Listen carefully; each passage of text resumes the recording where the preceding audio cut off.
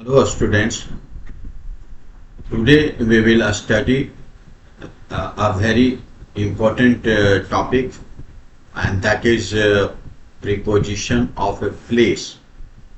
So without a further ado, let's us start.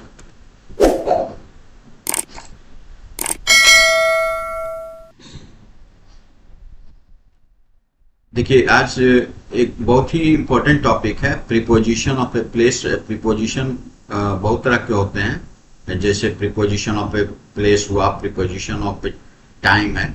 तो आज हम लोग जो है सबसे इम्पोर्टेंट जो टॉपिक है या कंफ्यूजन बहुत से स्टूडेंट्स को रहता है प्रीपोजिशन ऑफ ए प्लेस के बारे में, तो उसी को हम लोग पढ़ेंगे। तो यहाँ पर देखिए एक बहुत ही अच्छा से एक डायग्राम बना हुआ है, इसको हम लोग देखेंगे। जैसे ये लेफ्ट साइड, यहाँ से जैसे इसके लेफ्ट साइड में, इस पिक्चर के लेफ्ट साइड में जो है वह मोशन को बता रहा है।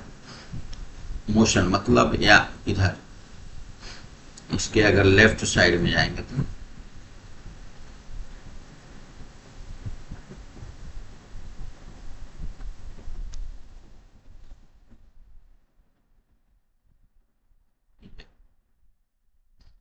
ये लेफ्ट साइड में एक ऑब्जेक्ट जो है वो मूव कर रहा है विथ रेस्पेक्ट टू अनदर, और इधर दोनों ऑब्जेक्ट जो है वो रेस्ट में है, रेस्ट पोजीशन में है। तो हम लोग वन बाय वन जो है वो इसको देखेंगे कैसे प्रीपोजिशन हो रहा है। जैसे देखिए फर्स्ट पिक्चर में डाउन द स्टेयर्स, मतलब ये बॉल जो है वह स्टेयर्स से नीचे आ रहा है, तो उसको हम लोग डाउन द स्टेयर्स कहेंगे। अब यहाँ पर एक सिर्फ एग्जाम्पल्स है, बॉल के जगह पर कुछ भी हो सकता है, कोई भी ऑब्जेक्ट या कोई पर्सन हो सकता है।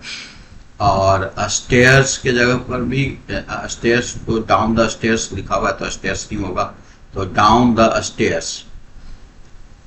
तो ये नीचे आते हुए फिर नेक्स्ट में है अप द स्टेयर्स। अगर स्टेयर्स के ऊपर अगर जा रहा है कोई ऑब्जेक्ट या कोई पर्सन, तो उसको हम लोग अप द स्टेयर्स कहेंगे।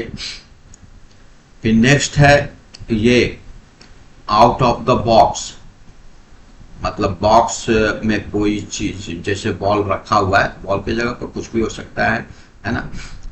तो आउट ऑफ द बॉक्स मतलब वह बॉक्स से बाहर की ओर मूव कर रहा है, निकल रहा है, तो इसको हम लोग बोलेंगे आउट ऑफ द बॉक्स।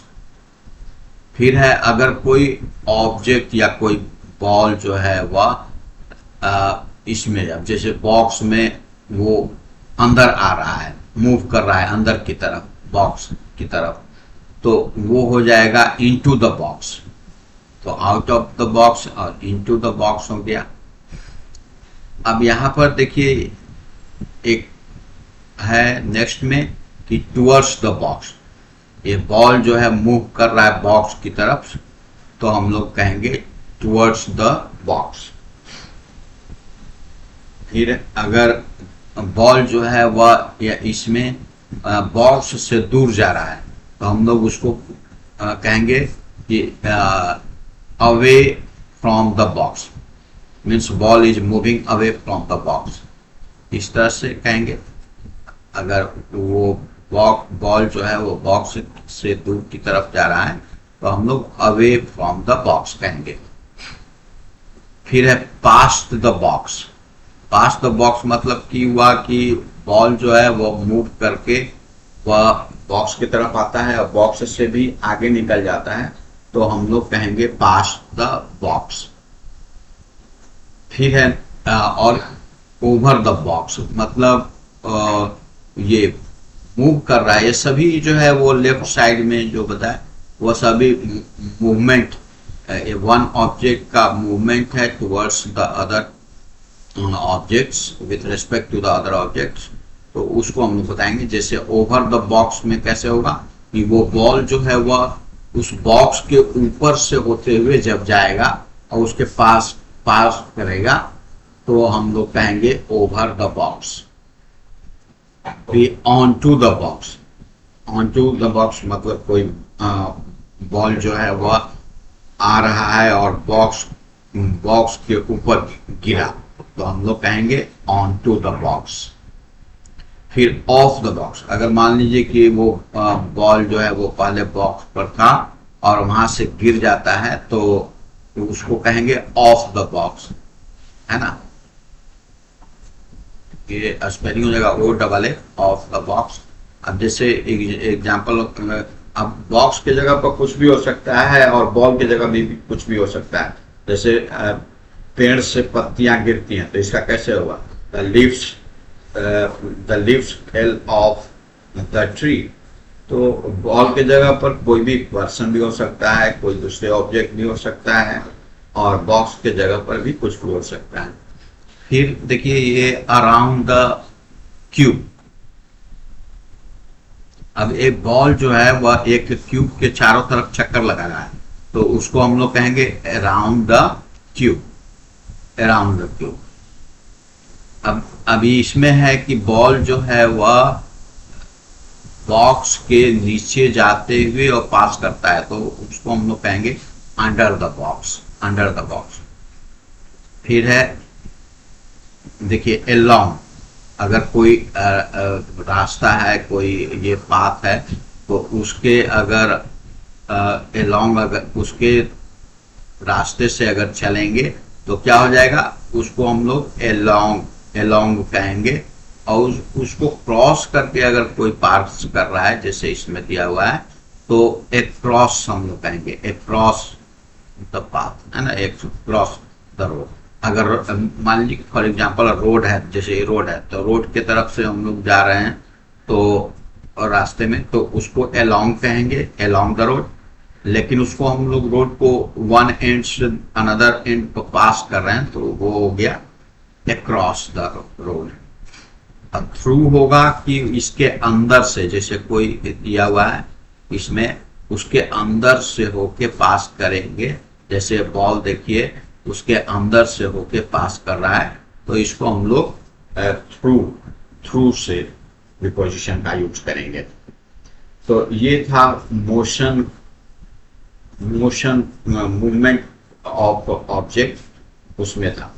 अब देखेंगे यहाँ पर, अब जैसे ये स्टेशनरी ऑब्जेक्ट है, जैसे अगर कोई बॉल जो है बॉक्स में है तो इसमें मोशन नहीं है ना, तो यहाँ पर कहेंगे in the box, in the box. अगर बॉक्स के ऊपर में है तो ऑन द बॉक्स, उस बॉक्स के नीचे में है तो अंडर द बॉक्स।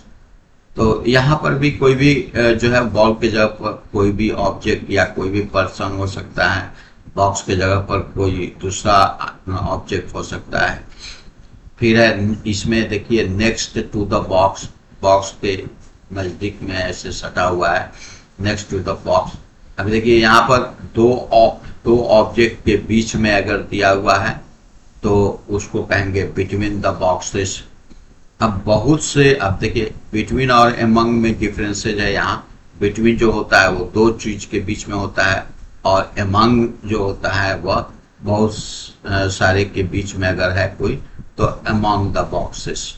देखिए यहाँ पर बहुत से बॉक्स हैं उसमें बना हुआ है।